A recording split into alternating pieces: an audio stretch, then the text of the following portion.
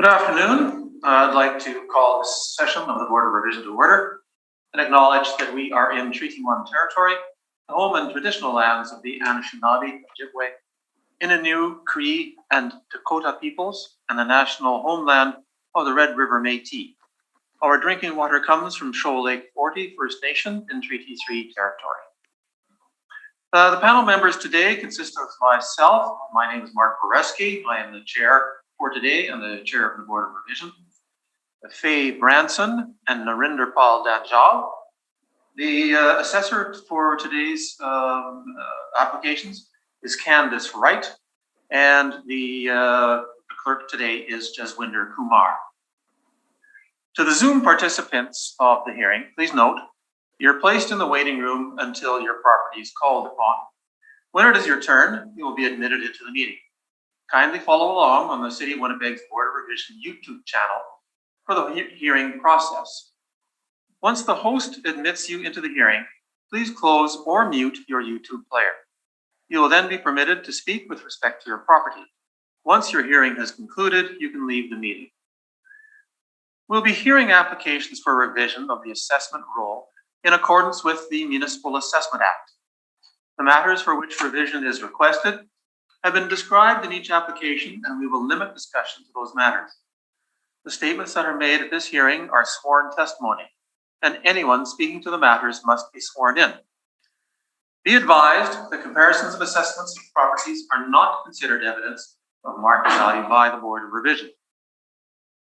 The Board of Revision is appointed annually by Council and is independent of it and the City Administration. It makes its decisions on the basis of the evidence provided at this hearing and issues a written order that will be mailed to all parties as soon as possible. Please note, the Board's decisions with respect to an application may be appealed to the Manitoba Municipal Board if the matter pertains to assessed value or classification, or to the Court of Queen's Bench if the matter pertains to the application of exemptions from taxation. Should you wish to appeal, information on how to do so will be included with the Board's order. With respect to the hearing process, I'll confirm the points of appeal with your property to be addressed with each applicant following the swearing in. We will then have the assessor's testimony followed by questions that the applicant may have, and then the applicant's testimony followed by questions. Each side will have an opportunity to summarize if they wish. Once all the evidence about an application has been brought forward, the applicant may leave. The process will repeat for each item on the docket. The session will close after all the applications have been heard, and the Board will deliberate in private and make its decisions. You will receive the Board's decision by registered mail as soon as possible.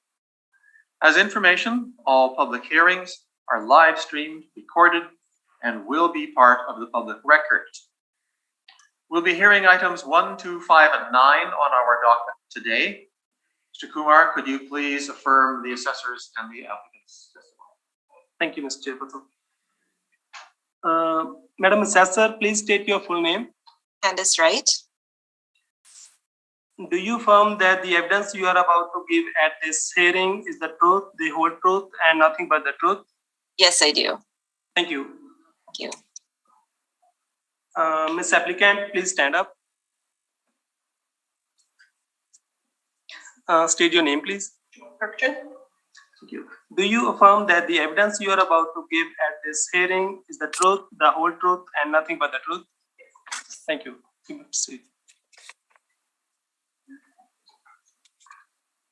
So this first property on our docket that we are dealing with is 821 Harstone Road.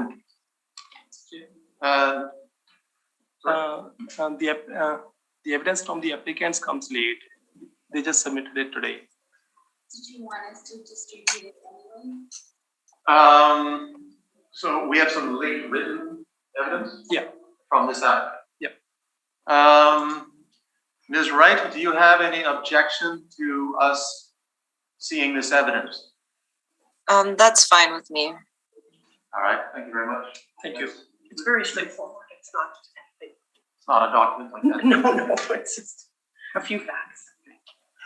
In that case, Ms. Wright, could you lead us through your evidence? I'm assuming that we are only dealing with value here, is that correct? Yes, I believe so. All right. Okay. The subject property is roll number 010031633900. This is 821 Harstone Road. This is a bi-level style of house in the Eric Coy neighborhood of Charleswood. I will make a note on the year built. So this is a fairly unique property in that it is a RTM, or ready to move house, that the structure was constructed in 2006, but it was moved on to a foundation from 1971. So we have in our system the year built as 1971 for that foundation. And then we have the effective year built at 1990 to account for the house being built in 2006 and moved on to the property. The living area is 1,365 square feet. There is a full basement with basement finish, 2 full bathrooms. There is central air conditioning, no fireplace, and there is a detached garage. The lot area is 22,086 square feet, and there is light traffic on Harstone Road. The current 2023 assessment is at $438,000. I will note that during our residential preview program earlier this year, the 2023 assessment was originally at $465,000, but the owners called in and had their property reviewed. So one of my colleagues did lower the assessment to $438,000, which is $320.88 per square foot. Now I have 4 comparable properties here. They are located in various neighborhoods, but they're all in the Charleswood area. If you refer to the map I've provided, they are within the kind of greater Charleswood area. These are all 1-story houses. The year built and effective year built ranged from 1985 to 2007. The area of these houses ranges from 1,074 square feet to 1,730 square feet. All have full basements. Comparables 1, 2, and 4 have basement finish, but comparable number 3 has an unfinished basement. The bathroom count ranges from 2 to 3. All have central air conditioning except comparable number 2. Comparable number 4 has a fireplace, and all comparables have attached garages. The lot size for these properties range from 5,411 square feet to 11,604 square feet. And there are a few influences on comparables 3 and 4. So comparable 3 is located on a bus route with light traffic, and comparable 4 is on a bus route with heavy traffic. The sale price for these properties range from $375,000 to $496,000, and the time adjusted sale price range from $394,000 to $540,600, which gives us a time adjusted sale price per square foot of $303.65 to $366.85. So I do recognize that this is a unique property in that it was an RTM house that was moved on to an older foundation. And that was the reason for the selection of my comparables. Was I looked for properties that were closest in age to the RTM structure that was moved onto the foundation. So it is difficult to assess properties like this, but the current assessment of $438,000 or $320.88 per square foot is within the range of the comparable properties. Thank you. Okay, thank you. Ms. Applicant, do you have questions about this information that has just been presented to us? Not really. I mean, they're comparables that they have found for sales. Some of them aren't quite there, but I really wouldn't have any questions other than what I'm going to say for myself. Ms. Branson, questions? No questions other than I note a significant difference in lot size. Is there any, do you know what's going on with the lot size, may I ask?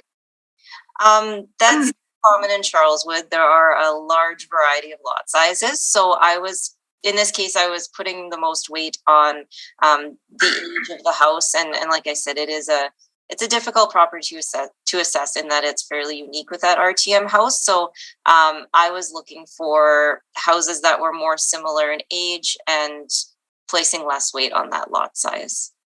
Thank you. Understood. Actually, I do have one question. That's something that was brought up for the lot size. I know it's something called, forgive me, I'm not familiar with all the terms, but I know for frontage, does it matter for the lot size? Is that taken into consideration? Because this is of all the years of living in the house, this is the first time I've heard that brought up. So is that something that is new that's brought into the equation of value, or? We do keep track of the total area of all of the lots of each property. So that is something that is factored into the assessment. We have basically a value that's placed on the land that would depend on the lot size. So yeah, I mean, I don't have a specific value that would be attributed to the differences in lot sizes, but it is something that's taken into consideration. It's just one of the factors, like you said, light traffic, heavy traffic, something like that, but it doesn't have a set value as a date.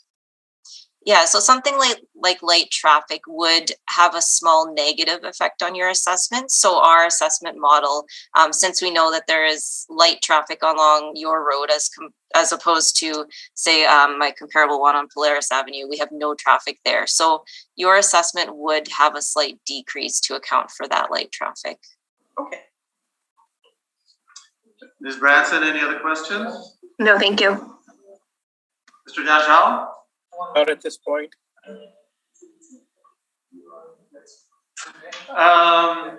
Ms. Wright, I'm not really familiar with RTMs that are placed on existing foundations. This one is fairly old. You say the RTM was built in 2006, and that's when it was placed on the 1971 foundation? I believe so, yes. Okay. Are there issues with placing an RTM on an old foundation? I'm honestly not too sure. That I'm aware of, there aren't that many of them. It is fairly uncommon, so I'm not totally familiar with potential issues there may be with that. Okay. This being Charleswood, are all of these 5 properties on streets that have ditches, or do any have curb and gutter? I'm not too sure, sorry. What about the fact that, looking at your map, we have one comp number 3 at the extreme west end, on 1 and 2 are at the east end. There's also, to some extent, a north-south aspect of Charleswood. Is there any difference location-wise? Does the market treat one part of Charleswood any differently than another one? There may be, and like I said, in this case, because it was a fairly unique house, I chose to put the most emphasis on the age of the house when I was choosing my comparables. I mean, I would believe that the north part of Charleswood is, say, if you were right along the river, that might be a higher value, higher property values. The one property that I have that's located, it's actually right on Roblin Boulevard, kind of in that more northern neighborhood. It is right on Roblin, so that would have the heavy traffic. So that would likely take away any of the positive influence of being near the river, but then there's also the negative of the heavy traffic. As far as east and west parts of Charleswood, I'm honestly not too sure the difference in market value. If you'd be able to see a trend in, say, the Eric Coy neighborhood versus the Westdale neighborhood, I'm not too sure. The reason that I chose those comparables that were more spread out was just trying to find houses that were built around that 2006 year that the RTM house was built. Your subject tag covers over the street name there. That's a long straight street. What street is that? I just have to zoom out on the map I have here.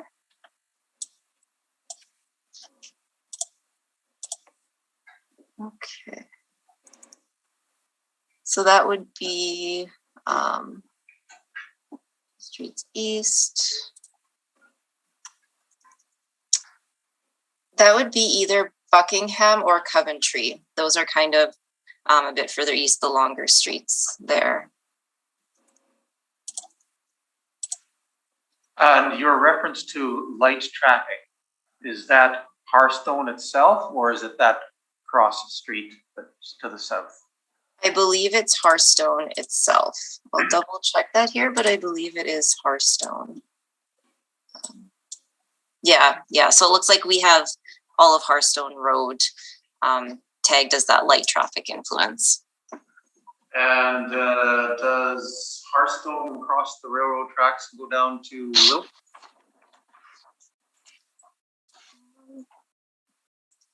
I'm not too sure. I think it does. The owner could likely answer that question, but I believe it does cross the railroad tracks and go right to Wilkes.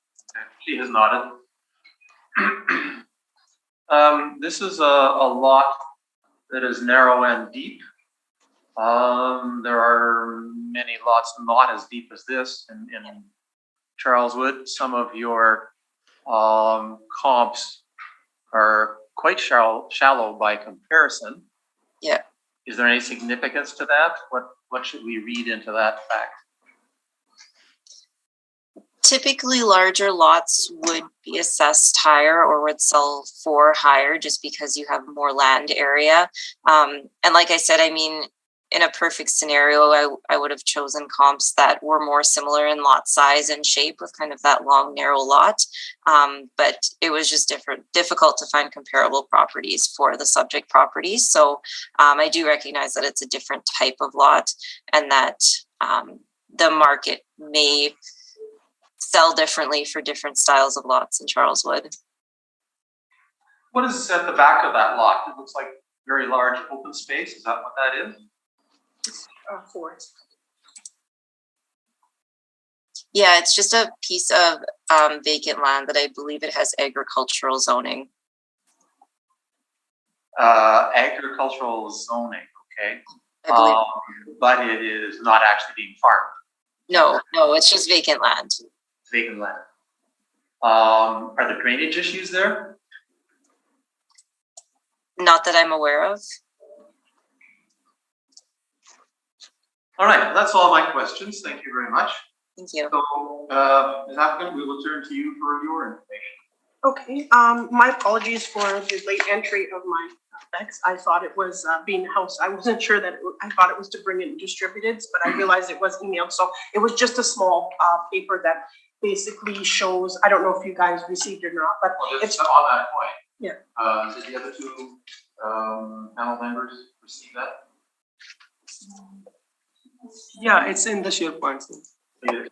okay. And it's as what? As the applicant brief? That's in the shared. applicant brief. Yes, sir. Okay, all right, fine. Sorry, go ahead. Okay, basically, yes. So should I begin then or with my questions? Okay.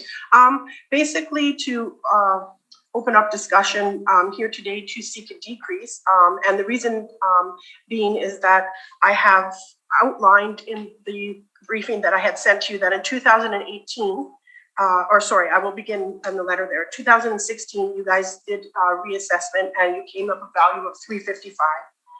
And I know being my property is a unique property and you guys have done your very best to make comparables and assess it fairly. And I thank you for that and making note of those so we don't have to keep bringing them up at every meeting. It's all done. That's wonderful.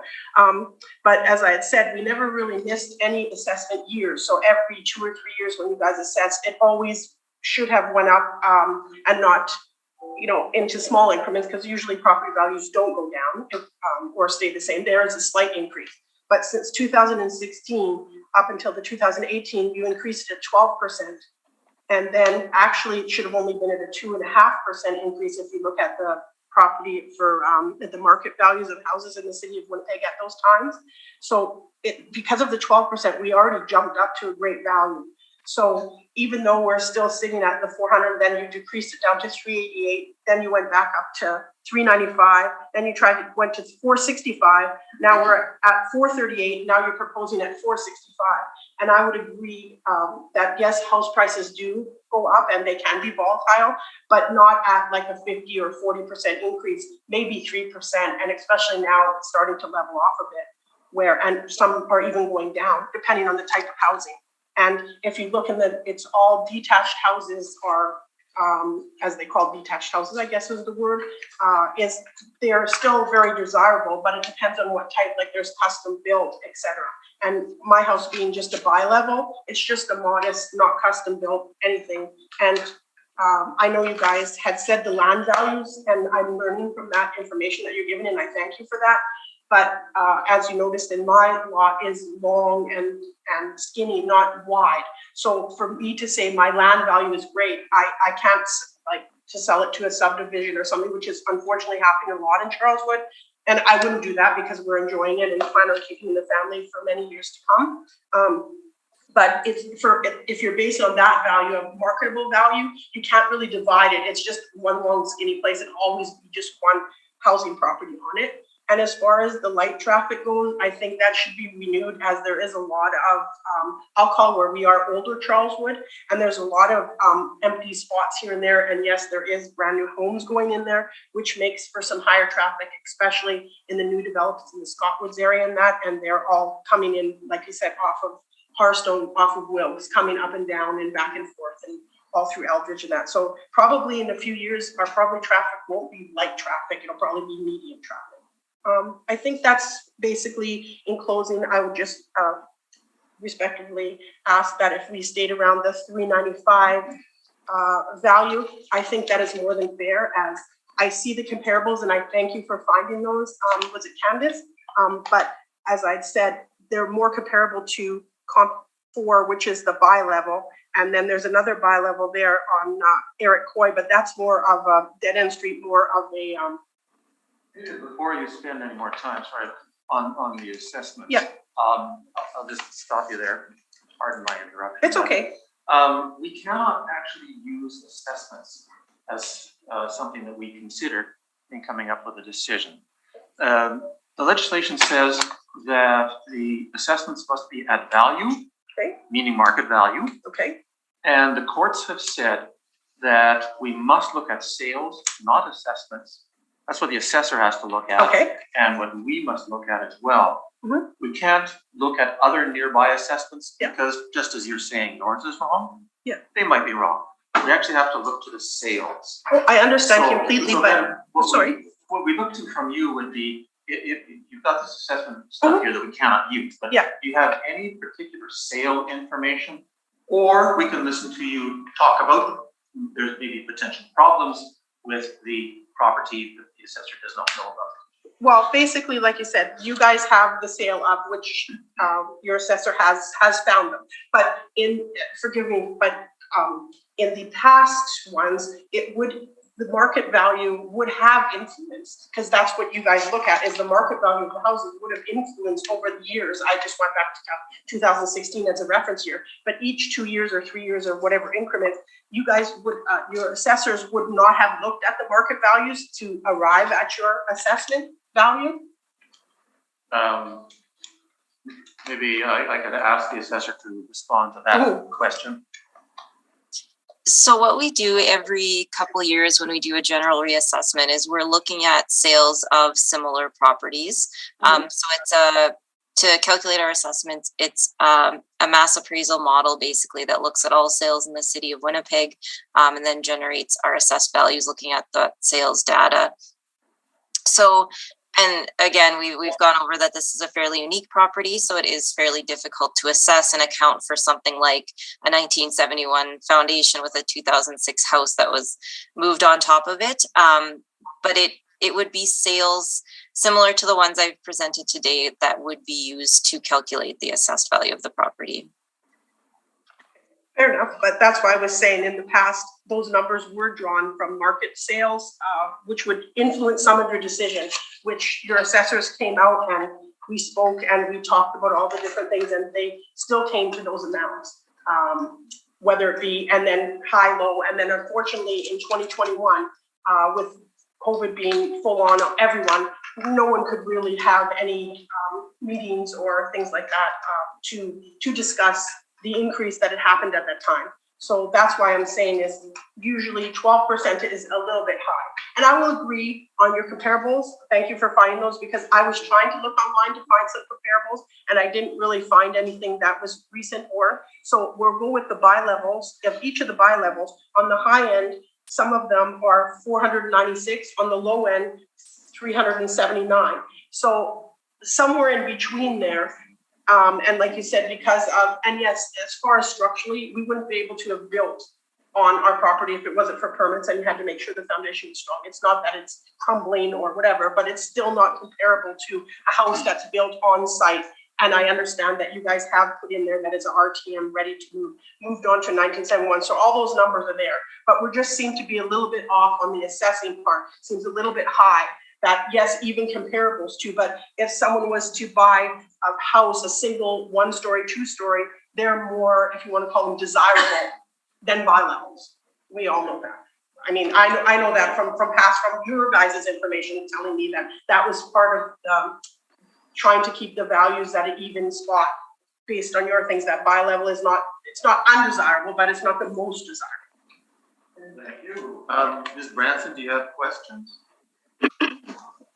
So if I'm understanding correctly, your objection is more over the amount that the price has gone up on past assessments. You're essentially agreeing that the assessment falls in between the two buy levels as of this year's assessment. Well, I'm agreeing on the sense that it seems a little bit high because especially when the market was, if you want to call it a hot market and everybody's buying or whatever at the time, it could be a cooler market at that time. But based on those and somewhere in between the high and low, that's why I'm coming in at the three. I'm looking at it from two different angles, from 2016 up, going from your office's numbers, based upon your office's numbers that you found from market values, you put it at increases of however it was for there. So between the 395 and somewhere around the 410, maybe 411, that would fall in between the high and low in there. Because some of these, like I said, the 1-story, 2-stories marketing homes that are selling, they're not the same as the buy level. And again, my buy level is different than these buy levels because they, you know, maybe had different things at different times. They didn't have an older sewer system, older thing, or light traffic. That, like you said, there's many variables. So that's why I'm respectfully asking for a modest decrease in the assessed value, as I feel that's a little bit on the way high side. Are there any deficiencies with your home that you think that we should take into account? Deficiencies, no, other than, like I said, it's if you're basing it upon desirable market value and what's sold in around me in comparables, because of my unique situation, there's not really, you can compare it by level. There's a couple of them in here, but again, it doesn't have the older sewage system, the 30-year-old or 40-year-old or 50-year-old now sewer system behind it. We're not experiencing any problem with it, but if I was to put it on market to sell, it would be revealed that it's not made in 2006. It's made in, however, and that would for certain have a market value. We want to call it blemish on its market value, or however you want to explain it. Okay, I don't have any further questions. Thank you. Ms. Wright, I'm sorry, I skipped over checking to see if you actually had some more questions. Do you have questions of the applicant? I think it was pretty much answered. I was just going to ask if you were aware of any sales in your neighborhood that you feel were similar to your house, but I think you kind of addressed that. You're having difficulty finding. Yeah, no, I didn't really see anything that was the same other than, you know. Okay.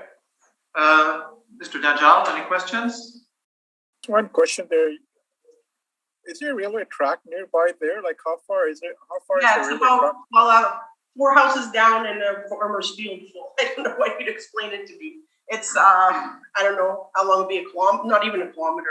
It's quite close. It's not far by any means. It's not like 20 feet, 30 feet, but it's probably a couple blocks away. Okay. That's the only question I had. Okay. Right. And I don't have any questions. So that concludes this item. Thank you. Very much for coming. All right, thank you for having We'll me. be making our decisions later on this afternoon. Thank you. You will receive an order in the mail as quickly as possible. Thank you. Thank you, everyone. Thank you, ladies and gentlemen.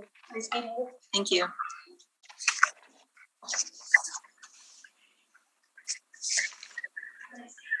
Bye-bye.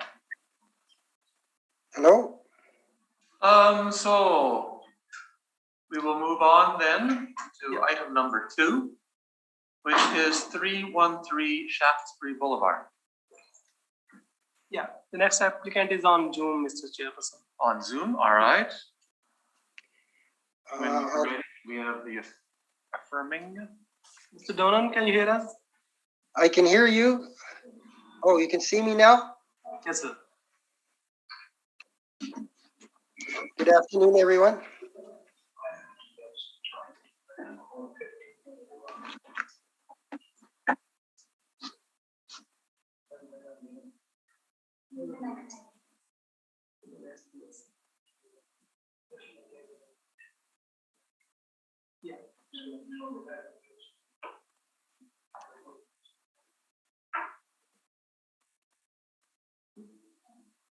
Ms. Wright, when you are ready, could we have your evidence, please? Okay, thank you. The subject property is roll number 1000403200. This is 313 Shaftesbury Boulevard. This is a 4-level split style of house in the Tuxedo neighborhood. The year built was 1964. The living area is 3,283 square feet. There is a basement with basement finish. There are 3 full bathrooms, a half bathroom with a shower. There is central air conditioning, 1 fireplace, a built-in garage, as well as a detached multiple car garage, an in-ground pool, and a sunroom. The lot size is 15,523 square feet, and it has a medium traffic and a golf course influence. The current 2023 assessment of the property is $852,000, which works out to $259.52 per square foot. I have 4 comparable properties here that are all 4-level splits in either Tuxedo or a South Tuxedo. The year built ranges from 1962 to 1989. The effective year built ranges from 1962 to 1999. The living area ranges from 1,837 square feet to 2,812 square feet. All comparable properties have basement finish. The bathroom count ranges from 2.5 to 3. All have central air conditioning. All have fireplaces. And comparable number 1 has 2 fireplaces. The other 3 have 1 fireplace. All have attached garages, and none of the comparable properties have detached garages, pools, or sunrooms. The lot size for these properties ranges from 9,744 square feet to 9,748 square feet. And comparable number 4 has a commercial adjacent influence, as well as it's on a bus route with light traffic and a park. The sale price for these properties ranged from $505,000 to $808,626, which is a time-adjusted price from $547,900 to $863,600, and a time-adjusted price per square foot range from $268.15 to $328.24.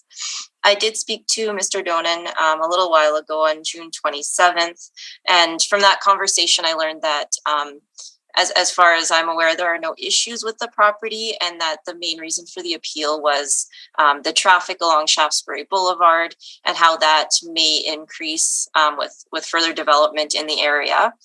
So that was actually the reason I selected comparable number 4. I did look for split level houses in Tuxedo with a traffic influence, and unfortunately there were no recent sales, very few sales with traffic. So I went to that 66 Swindon Way in South Tuxedo because it's actually near a condo development and it has a bit more traffic than the other comparables.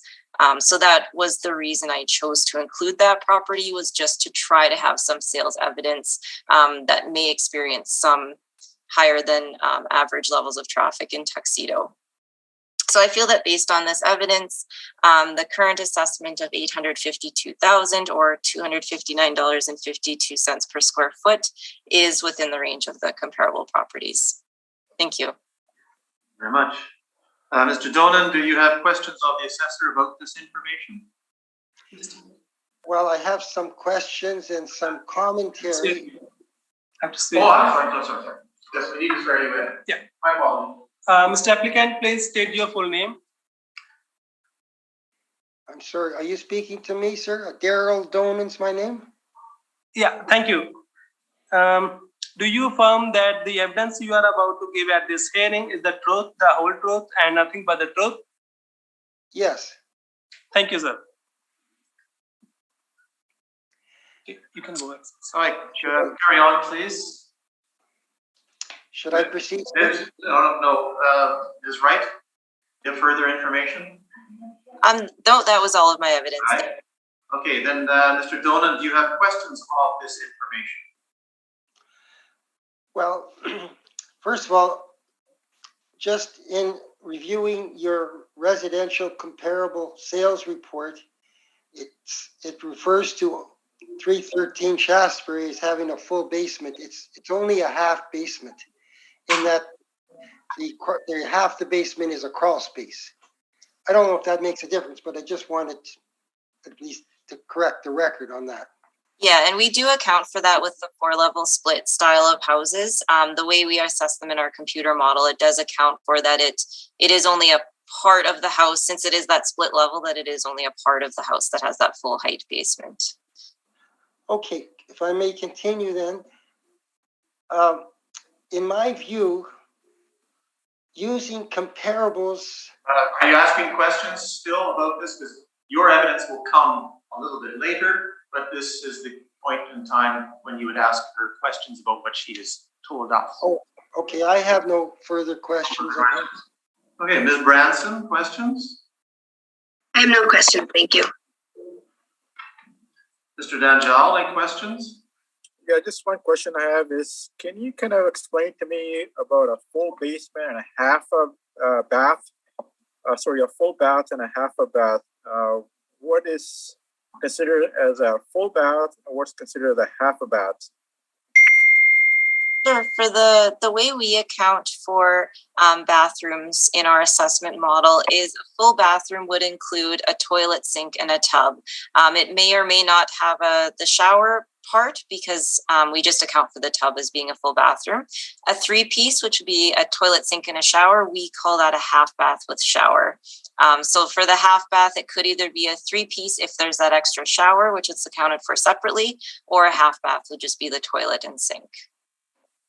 So your comparison for 1, 2, and 3, it seems like there's 2 half baths. I'm presuming that one's in the basement, one's in the upper level or something. I'm not sure where they're located. We just account for the total bathroom count, but we don't really get into where in the house they're. Okay. Sure. That's the only question I had. Thank you. Thank you very much. A question about Shaftesbury and the traffic that is on it. You've recorded this as medium traffic. Can you tell us roughly how much of a discount that provides to the assessment compared with whether there is no recorded traffic influence at all? Yeah, so I did look into that just because I was having difficulty with finding comparables on Shaftesbury. So the medium traffic, I mean, obviously that's kind of the in-between a really heavy traffic street, or if it's just kind of a lighter traffic street throughout the neighborhood. And for 2023, I don't have the exact value here, but the assessment model was accounting for just over about $30,000 difference in assessed value for that medium traffic. So that discount would be applied to the subject property, where there would be a decrease in the assessed value for that medium traffic influence. Okay. Your comparables, time adjusted sale price per square foot vary from $268 to $328 per square foot. All of them have a value that is higher than the subject property. Is that only a matter of the size influence, or why would we be seeing something as the subject and you're still maintaining the assessment despite the fact that these other values are all higher? Yeah, so that would be due to mainly to the size of the subject property. It's 32,800.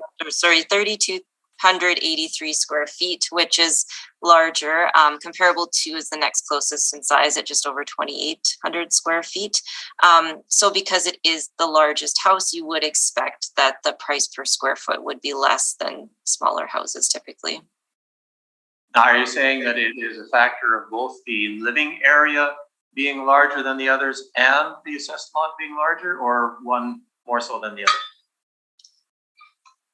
I'm not too sure. I would say likely that the living area of the house is larger, is the main factor, because it is the assessment per square foot of the living area of the house. So that would be, I mean, the lot size would be factored into the assessment, but I would say the price per square foot is lower due to the larger size of the living area of the subject property. And so as size goes up, the per square foot value tends to go down?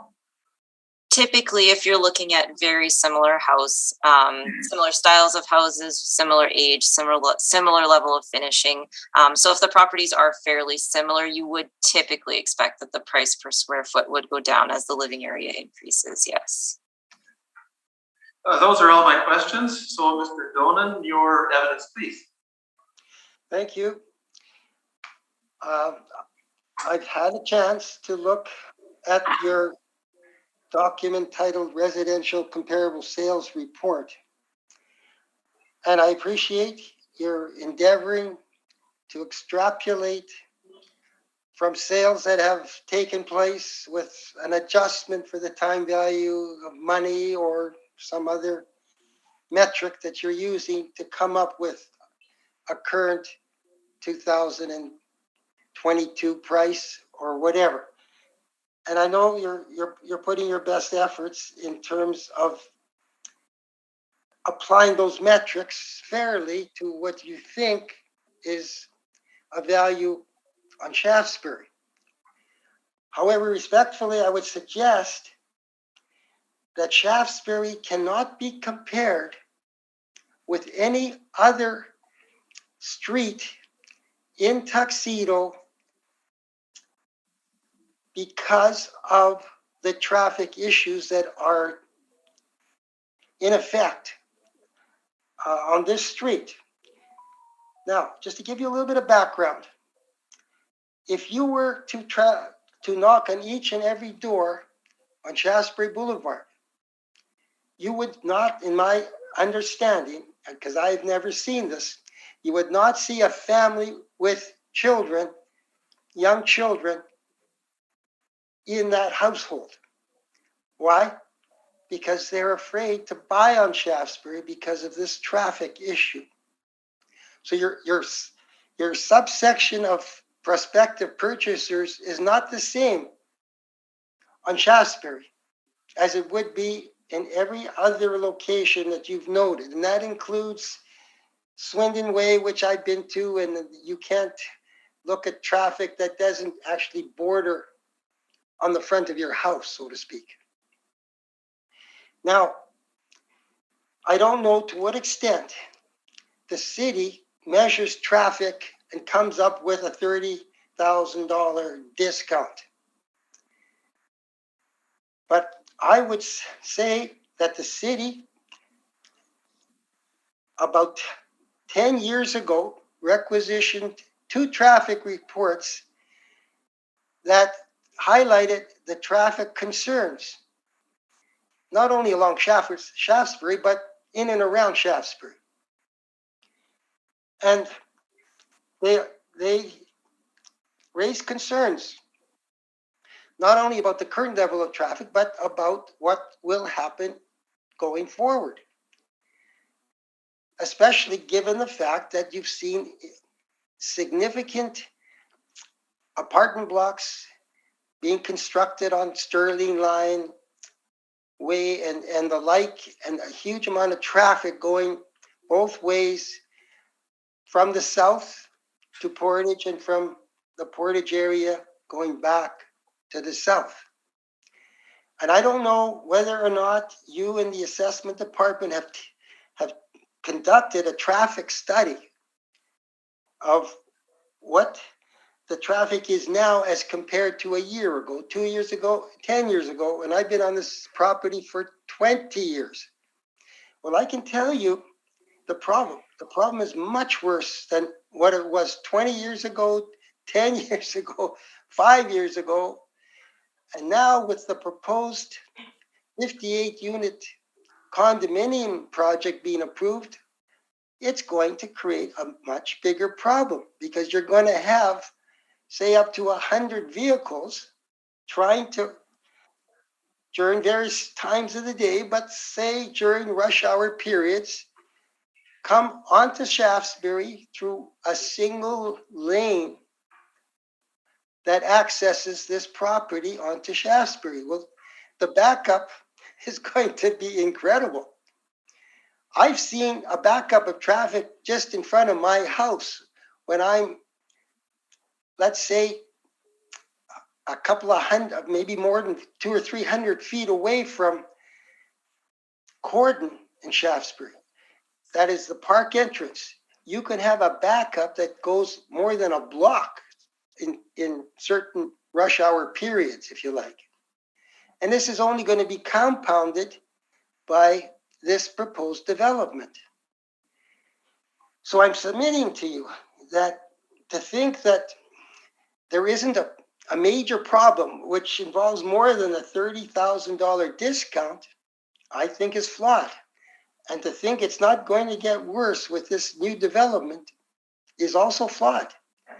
And that's why I believe the houses on Shaftesbury have to be sold at a significant discount, and I think have been valued at a significant discount over the years. But this then puts Shaftesbury on a pro rata basis at the same relative value as would be the case if we were located on the same type of residential street. Well, we're not. And $30,000 doesn't give enough credence to the problem and the discount on this street. So if we have no children and parents with children who would want to buy homes on Shaftesbury, we're cutting out a significant percentage of prospective buyers. And I think that going forward, it's going to get much worse. Okay, Mr. Donan, do you have any factual information about the traffic you haven't told us already, or are there any other facts about the house that you want to tell us about? Well, the house is an older home, and yes, we have a swimming pool and the like, but the swimming pool requires maintenance. And I'm not trying to say that you're valuing it too high or too low. I'm not trying to get into the nitty-gritty of some of the issues that are listed in the report.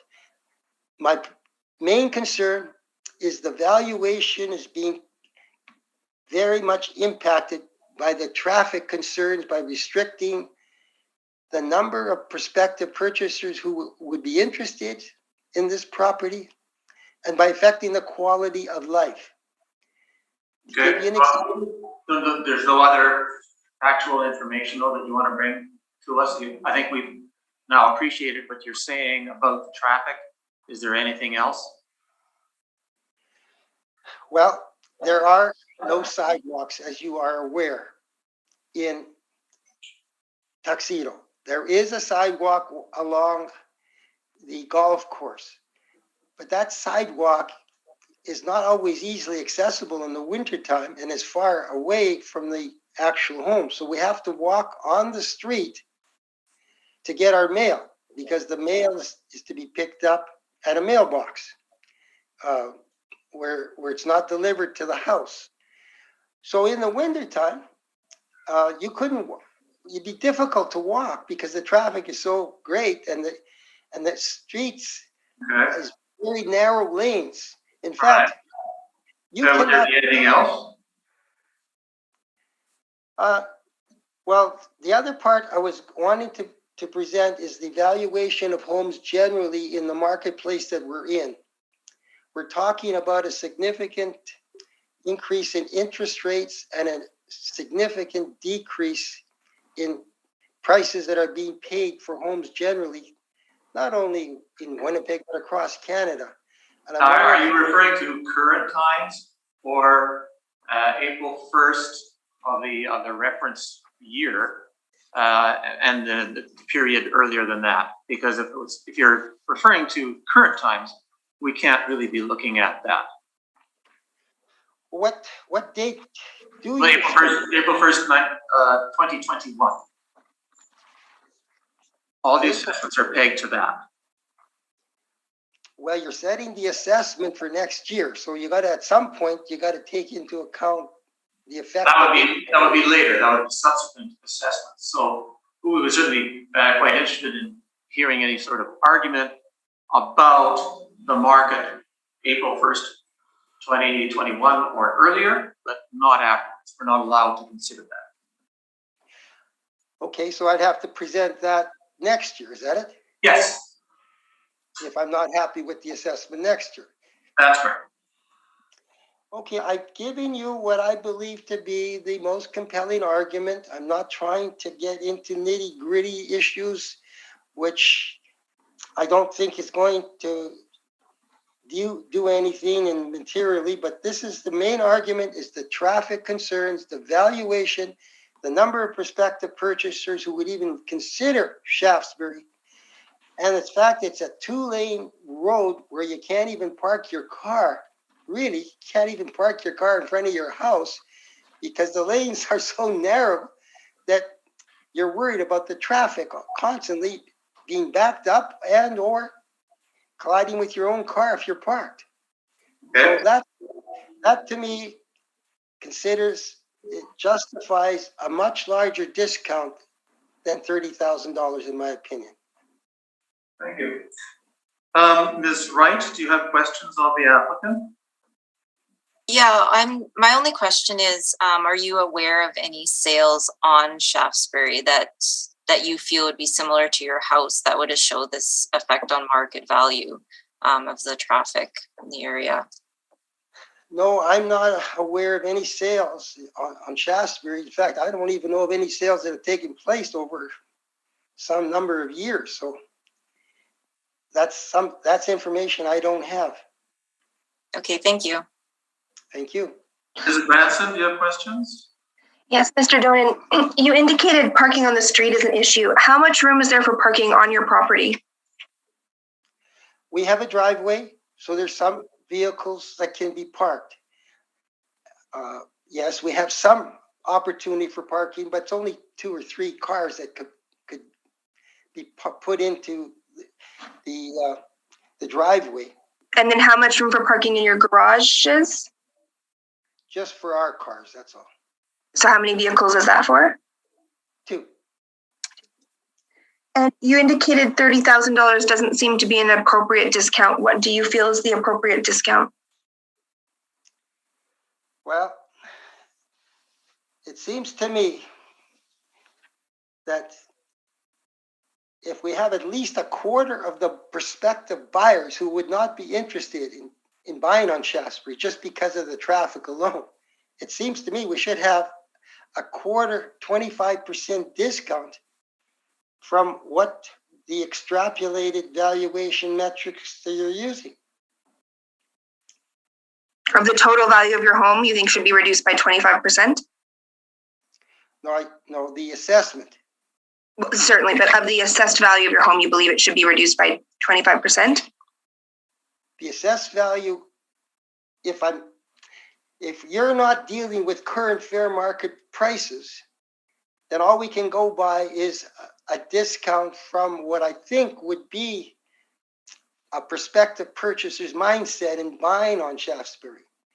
And I would say 25% discount would likely be in place. Thank you. No further questions from me. Mr. Danjal, questions? Just 2 questions I got. Being that the house was built in 1964, when was the roof replaced and the furnace replaced? The roof, there's 2 parts to the roof, so it's about within the last, about 10 years ago. And the furnace? The furnace, about 12 years ago. 12 years ago. All right, those are the only 2 questions I've got.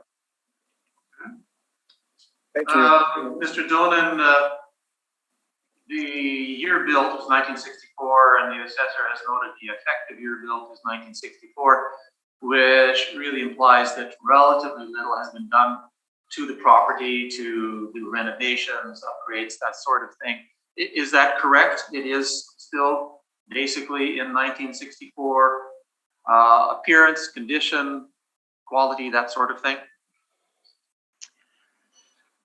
Well, we've done certain cosmetic things in the house, as you might expect, because things break down or things become dated or things just deteriorate, et cetera, et cetera.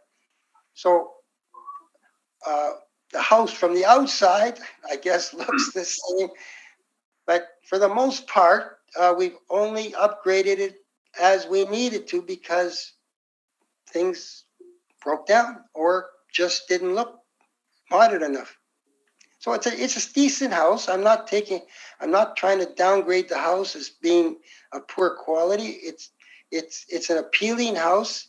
I would assume that all of these other comparables, in terms of the ownership, if they wanted to preserve some value to the current market price, they would have to maintain some updating of the house in order to sell it easily.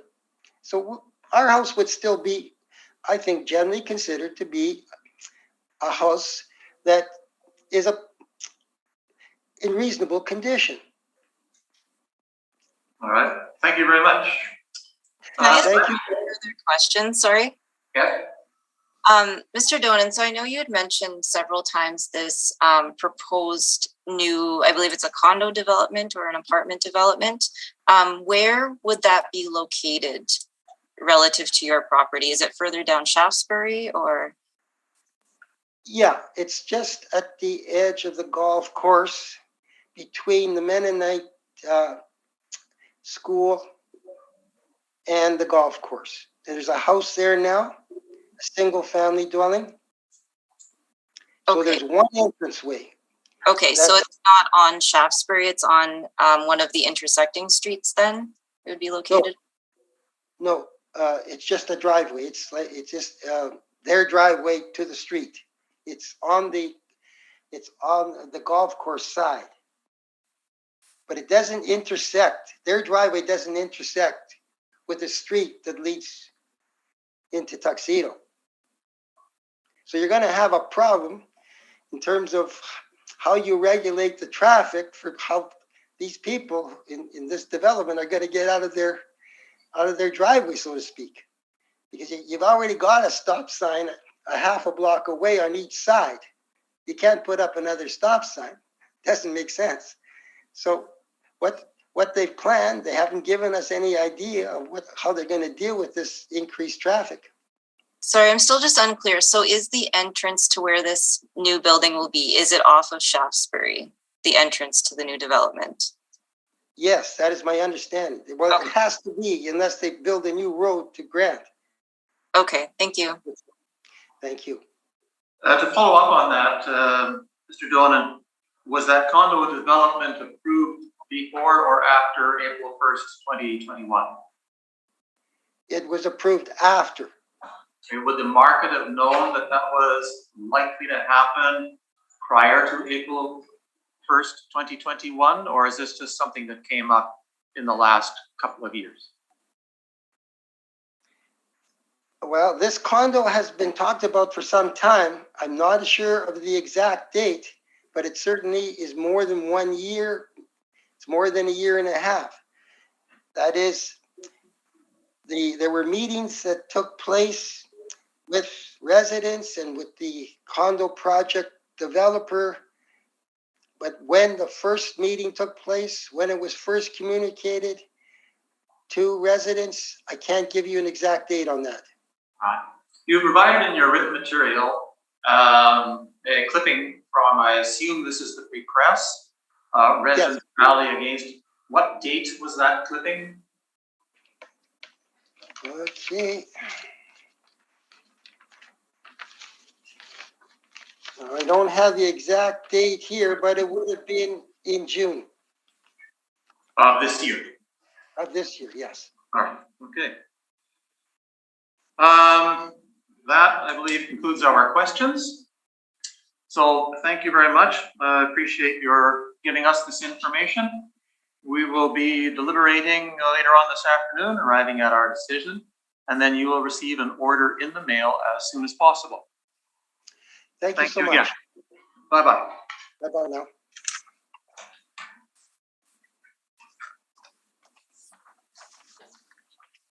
now. Let's take just a 5-minute break then, while before we go on to the next two, and that being the last two. Okay, we're moving on to the next property on the docket, 102 Branson Crescent. Could we have the swearing in of the applicant, please, before we move on to the assessor's information? Mr. Applicant, please stand up. I'm a little hard of hearing, and with the reverberation, if I ask to repeat or don't hear, Yeah, no I problem. apologize. No problem. Please state your full name. Joseph Mudry, M-U-D-R-Y. Thank you. Do you affirm that the evidence you are about to give at this hearing is the truth, the whole truth, and nothing but the truth? I do. Thank you. You may please state.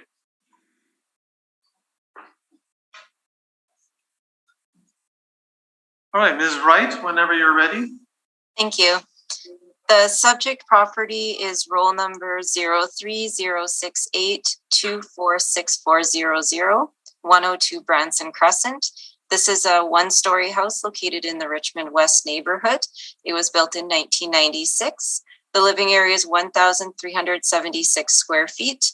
It has a full basement with basement finish, 2 full bathrooms, 1 half bathroom with a shower. There is central air conditioning, no fireplace, and an attached garage.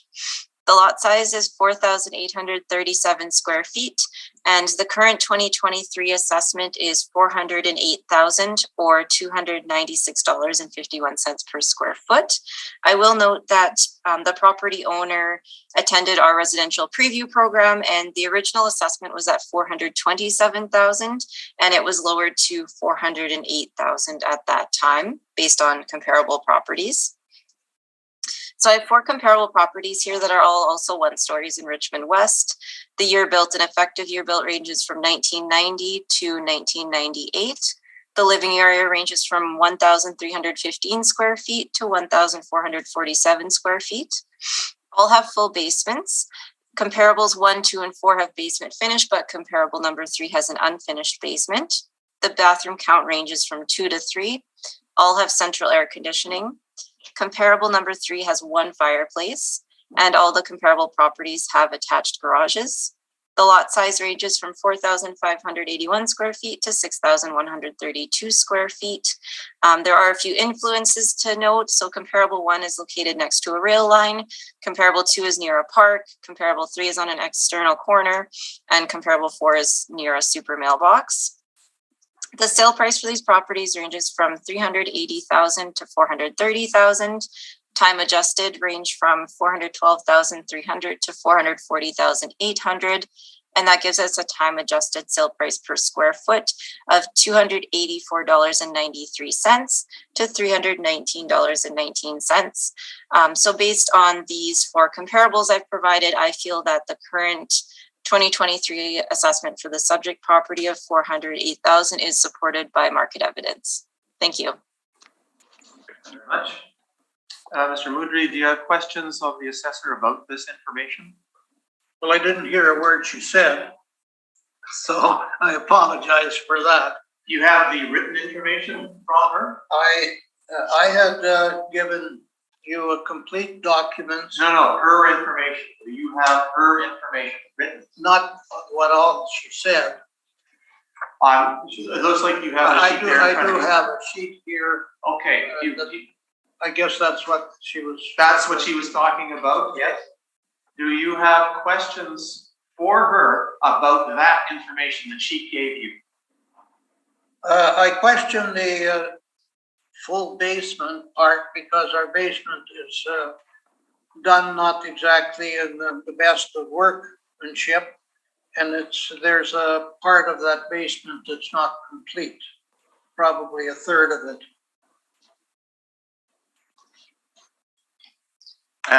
So your question is?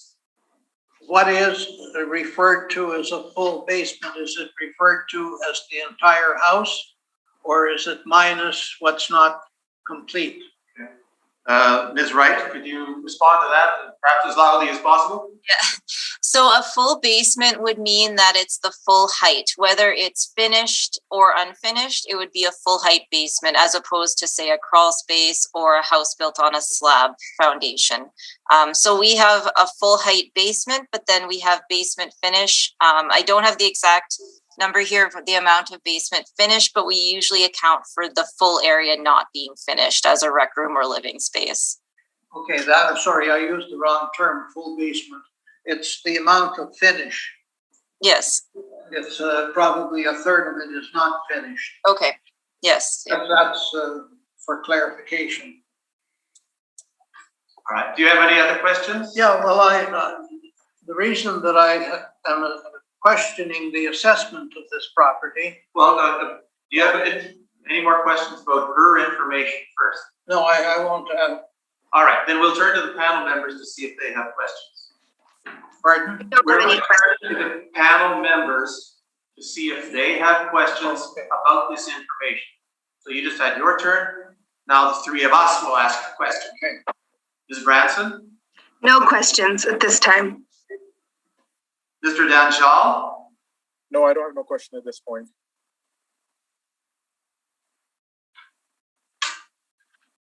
Just a question about the structures, Ms. Wright. They're all one story, they're all single dwelling. In form, are they basically the same? Are we talking about rectangular buildings? Are any of these substantially different in their construction than others? No, I would say they're all fairly similar, typical one-story style houses. None of them are architecturally designed or anything like that. They're all fairly standard one-stories. Okay. And you've accounted for the rail line influence on that one property, comparable number one, which I take it backs onto the rail line. How much of a discount does rail line provide? I'm not too sure. It would be a negative effect on the value. So properties that have a rail line influence would have some discount for that, but I'm not too sure of the number. All right. So that's my questions. So now, Mr. Mudru, we turn to you. What information can you give us about the property? Okay. When our property was assessed back in 2017, there was an assessor that came out to inspect it. And from her inspection, she had said, and one of the things that we always get, well, your property is assessed high because it was a show home. And that was, I got that from two different clerks or whoever works here. And when the assessor came out, the comment that she made, and she picked up deficiencies that I didn't even recognize, that she could not believe the shoddy work. The ceiling light, the skylight is leaking, constantly has to be repaired, etc. Now, my real concern was when I looked at the assessment, our assessment went up by 42,000, where the neighbors' assessments was any place from 20 to 24,000. That somehow didn't make sense. So when I spoke to the assessor person, it went down to 408. Yet when I look at properties, that 106 Branson is 391, 94 Branson is 383, 97 Branson is 392, 93 Branson is 388, and I'm very familiar with these because I've been inside them. Are Are these assessed values you're giving us? Yes, Yeah, as I mentioned to the previous person, we can't actually make use of assessments as a comparator. We must look at sales. but why? No, I disagree with you that that isn't relevant. That is a very relevant part because our home is not, we haven't done anything to it since the last assessment. And yet these same homes are better. They have replaced windows, they have upgraded furnaces, and yet their assessments are way lower. So it is a factor. I spoke to a real estate agent prior to coming to this meeting, and he said to me, he said, you know, you'd be lucky if you could get 400,000 for your home. But your furnace is the original furnace. It's 26 years old. The windows are rotten. I submitted pictures of that. You should replace your windows for between 20 to 24,000. The furnace replacement is approximately between 8 to 10,000. And these are facts that we have not, as old age pensioners and living on limited amount of income, we have not been able to upgrade these things and probably never will. And that's the reality of it. Like somehow there's a discrepancy here with comparable homes being assessed way less, and our home should be in that same ballpark. The information that's useful to us is what you tell us about deficiencies, problems with the home, that sort of thing. Okay, But when you start to relate that to value, it has to be the sales. The courts have said that multiple times. It must be the sales information brought to us to show what kind of impact these deficiencies might have rather than the assessments. However, we do take into account what you say about but deficiencies. however, the homes that you sent and what they sold for, and I heard the previous presenter making that point, well, that's now and prices have gone down. However, what they got for their homes is probably relevant to what the home has been upgraded to and the lack of efficiency. Our counters have to be replaced in the kitchen, and that we just cannot afford to do. The cupboards were built with an angle like this between the wall and the cupboard, and I sent you pictures of that. The basement floor, instead of draining into the drain, if the sump pump should fail, it flooded the whole basement when the sump pump failed because the drain is higher than the rest of the floor. Most house builders build homes with wooden windows out of fir. These windows are built with soft grade pine, and they've rotted. The seals have broken in them. They have to be replaced, and I can't afford to replace the picture window particularly. These are the deficiencies, and I listed those deficiencies to a great extent in my brief in 2017, and nothing has changed since.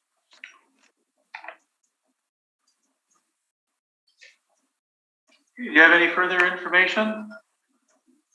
What else can I say? I think I've said everything that Okay, and my reason for appealing it. sure. Ms. Wright, do you have questions for the applicant about his information? I think it was already addressed. My main question was just the values that he had presented here, whether those were sales or assessed values. So I think that's been covered, so I have no further questions. Ms. Branson, do you have questions? Just briefly, Mr. Moudry, you indicated that all of the deficiencies that you've listed in the materials included, so I see 14 on this addendum from July 6, 2017. You haven't fixed any of these deficiencies? No, And do you have any intention of ever fixing any of these deficiencies? not in the near future because I can't afford it. Thank you. No further questions. And these are fairly serious deficiencies. And you're welcome to send another assessor out, but there was an assessor, the last time the assessor was out, nothing has changed. Mr. Danjal, do you have questions? Just a few questions in reference to the windows replacement and the furnace. You have indicated that the window replacement is going to cost $20,000. The furnace is going to cost approximately between $8,000 to $10,000. Do you have a written estimate from somebody on that? Sorry. Do you have a written estimate? What did he say? Do you have a written estimate for replacement of the furnace or the windows? I don't, but I know what it is because I have a friend who's in the business, and this is the verbal quote that he gave me for the furnace and the windows. My neighbor replaced the windows in '97, and his cost was $24,000, and his windows are probably smaller than mine. So I would say any place, and it depends again on how busy tradesmen are and etc. But that's a pretty fair ballpark for windows and furnace, particularly. Mr. Danjal, other questions? And also the counter. And I don't have an idea what the cost of the counter replacement would be. I can't even quote because I'm not sure. Okay. Mr. Danjal, questions? That's it. Thank you very much. Okay. I don't have any questions for you, Mr. Moody, but I'm going to turn back to the assessor for a second. In your material, your comparables indicate that the effective year for all of them is the same as year built. So in all of these cases, there would be as limited upgrading, limited to none, as is the case with Mr. Moodry's property. Yes, so I did make note of that.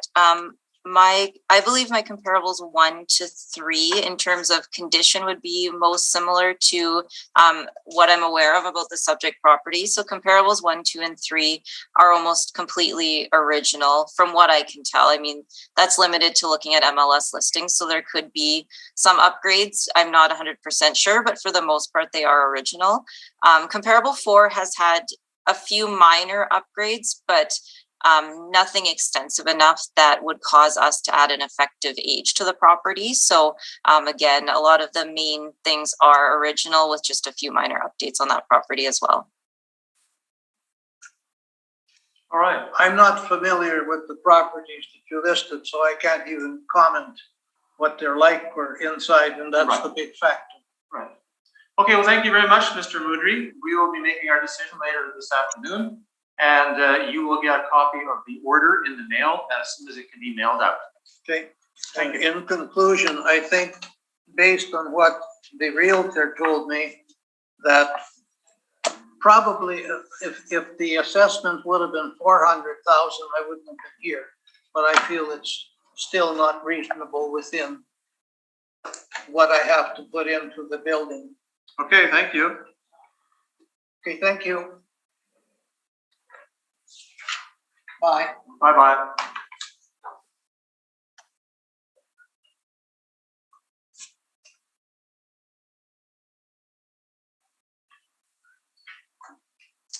Then the last one that we'll be dealing with today is 151 Portside Drive. I like to mention, Mr. Chair, he also submitted the evidence late today. So if you permit, I can just put that into the shape order. Do you have any objection, Ms. Wright, to this information being provided? Yeah, that's fine, as long as we're making note of that it was provided late. Okay, thank you. Thanks.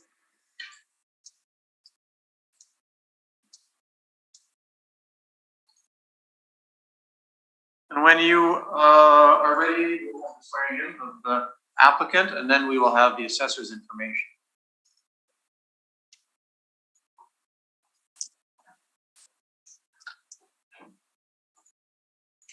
Mr. Applicant, you can sit on that chair, please. Okay, yeah, it's in the share folder, Mr. Shah. And I send one copy to you, Mr. Wright. Thank you. Mr. Applicant, can you please stand up? Please state your full name. Mark Serlinsky. Do you affirm that the evidence you are about to give at this hearing is the truth, the whole truth, and nothing but the truth? Yes, I do. Thank you. You can please say.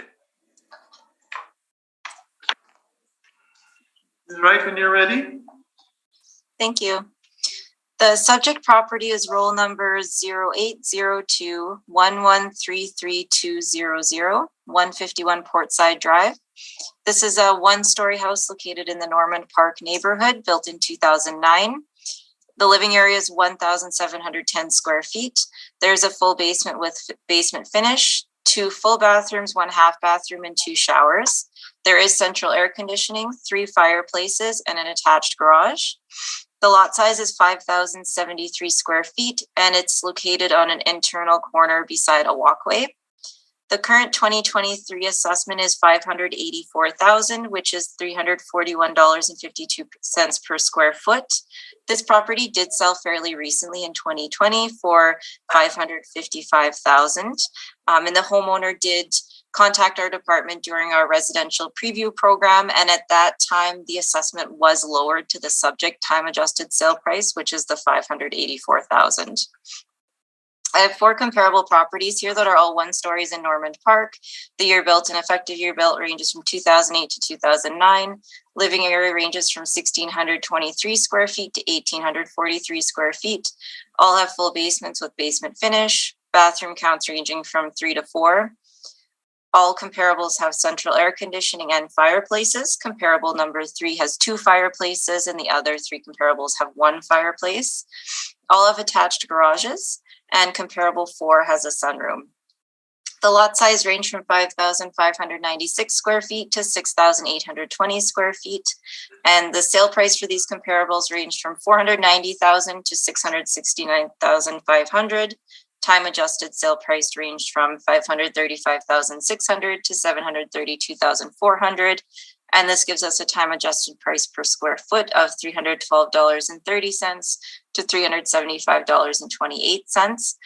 So I feel that based both on these 4 comparables as well as the sale of the subject property, that the current assessment of $584,000 is supported by market evidence. Thank you. Okay. Mr. Applicant, do you have questions about this information? Yes, I do. I just recently heard that the assessor mentioned that this house has 3 fireplaces. What do you consider a fireplace? Either gas, wood burning, or if there's an electric insert that's actually built into the house. So if it's an electric fireplace that could be removed when it was sold, we wouldn't count that. But if it's actually built into the house as an electric insert, that would be counted as a fireplace. I was surprised to hear that my house has a gas fireplace and electric just hang on the wall, and I actually removed it. So I was surprised by hearing that they have 3 fireplaces. It's actually 1. Okay, well, I can correct that to 2 if there are 2 permanent fireplaces that are still there. No, just 1. The gas. Okay, so there were 2 wall-mounted fireplaces. I know the listing from when you purchased it said 3 in total. So 2 have been removed? Well, I mean, they could place 3, but this is why I asked you to consider the fireplace, right? If fireplace, the electrical that hangs on the wall is not considered the fireplace, so I assume it has 1. Okay. Only gas. Okay, I'll look into that.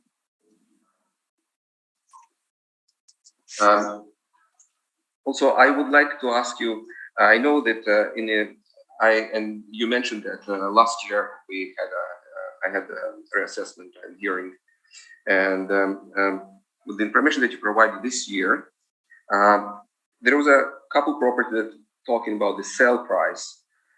So just wondering, one is 120 Portside, and another one I think is 136 Portside. Do you know when those properties were sold? Yeah, it's available on the evidence I have here. So we used the registration date at land titles. So 120 Portside was registered July 16th of 2020. And 136 Portside was back in August of 2019. The sale was registered. So this was previous. Okay, all right. So generally, I don't have any questions. Okay. Thank you. Ms. Branson, do you have questions of the assessor? No questions, thank you. Mr. Danjal, do you have questions? Just one question in reference to the comparison number 4. Notice it has a sunroom.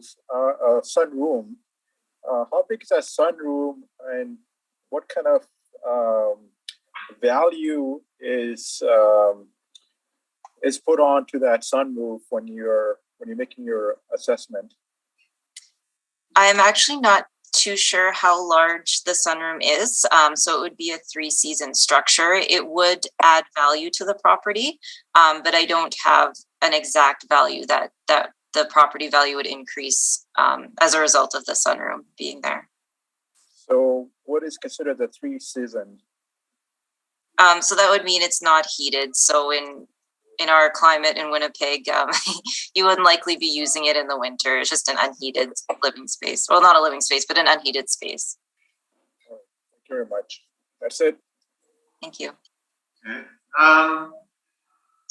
You have provided the assessment here as the time adjusted sale price from the 4th of August 2020. Can you give us a modeled value as well?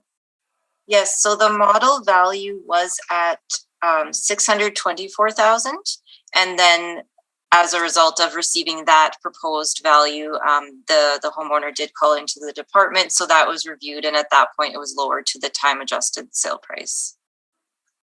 All right. That is all my questions. Mr. Applicant, can we have your information? Yes. Is it okay if I read so I won't? Certainly. Okay. So generally, I paid 555,000, as mentioned, at my house in August 2020. The Thai City assessment was 595,000. On June 21, I submitted the revision request. On October 2021, I received a revision order from the Board of Revision stating that the 2022 realty assessment be changed and direct the following revision on the assessed value of the subject property by decreasing the total 2022 realty assessment to bring it in line with market value, which is from 595,000 to $555,000. Then on January 6, 2022, I received a letter stating that the proposed assessed value for 2023, $624,000. I expressed my concerns about the proposed assessment and I received a phone call on January 19, 2022. I explained, full of my explanation, the assessment department employee proposed that the value be changed to $584,000. It still was much higher than the price that I purchased. When I questioned this proposal, I was told that if I refusing, the assessment would remain at $624,000. I didn't have much choice but to accept the proposal. So generally, I was pretty much forced to accept the proposal at that time. Based on July 2020 purchase and October 2021, the Board of Revision order, I believe that the proposed assessment increase does not accurately reflect the true market value of my home on April 1st, 2021. And that it also violates, from I understand it correct, the Board of Revision order for 22 realty assessment. I'm asking the board to maintain the assessed value at $555,000. Thank you. Ms. Wright, do you have questions about this? Yeah, so I'm just wondering if you're aware of the reference dates that we use to calculate our assessed values. Well, I just saying that in October, the assessed value was dropped to $555 based on August sale. 3 months later, it was reassessed to $624, very significant increase. And then when I tried to explain, it was immediately dropped to 584, which is still much higher within 3 months. So in April 2020, from April 2021 and October 2021, I mean, it could not increase that much. And also, like I understand now from the values that I was given of the comparable properties. Those properties, one was July 2020 purchased, so it's even a little bit before than mine was purchased, and then second one was purchased on August 2019, even before mine, and my house was purchased August 2020. When it was initially listed, it was listed, the value at that time, assessed value at that time was 595,000. It was initially listed at 599,000, 599,900,000, and then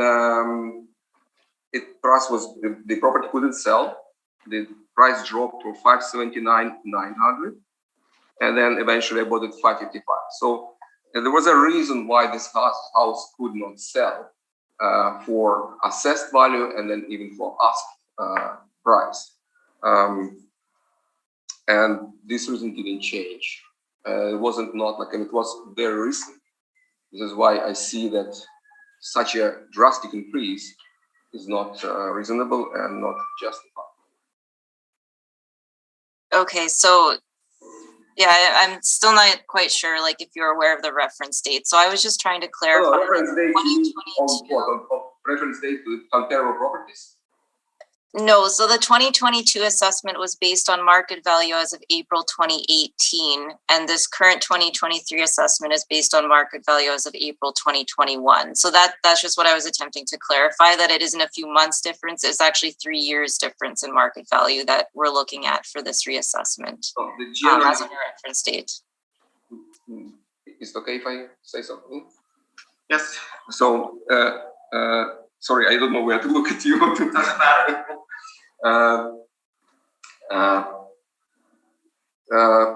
My property was purchased. So, okay. So market value 2018 was 595,900.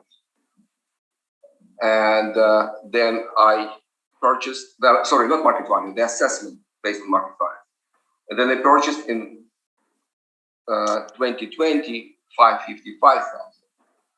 So it was actually the purchase price, which I understand more important than just assessed value. Sure. Maybe before we spend too much more time Sorry, on this, we cannot look, as I told the previous applicants, we cannot look at assessments in determining what the value of your property ought to be. We must look at sales and only the sale prices. That's because the courts have said other assessments, just as you're complaining of yours, might be wrong. You've got to go back to the real information, which is the sales. So we cannot really spend any time looking at previous assessments or the history of how your assessment changed. The question that the assessor has asked you is, do you understand the impact of the reference date moving? Because every assessment you had prior to this one was as of April 1st, 2018. Now it is April 1st, 2021. But, so that's what she wanted to, she was checking to see if you understood that. No, I do understand. I'm just saying, we can't spend any time on looking at specific assessments. So we would be interested in, you know, what might be wrong with your property, or whether you have some specific sales you can point to that would be helpful to us. So I would only point on my sale of my property that was 555,000 and 2020 past 2018. And it's not far from April 1st, 2021. And I think it's a significant evidence of the value of the house. It's relatively recent sale. And based on that recent sale, the last year, the Board of Revision reassessed my house for 555. All right. Did you have other questions, Ms. Wright? No, thank you. Ms. Branson, do you have questions? No questions. Mr. Danjal, do you have questions? No, I don't. Thank you very much. And I think everything that I wanted to know has been answered, so thank you very much. Thank you very much. That concludes this. We will be deliberating, as I've mentioned before, this afternoon, and then you will receive an order in the mail as soon as possible. Thank you very much. You are welcome. Thank you. That concludes our session today.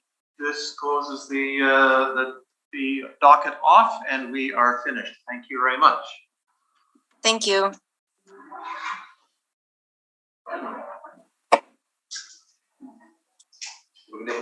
Bye-bye.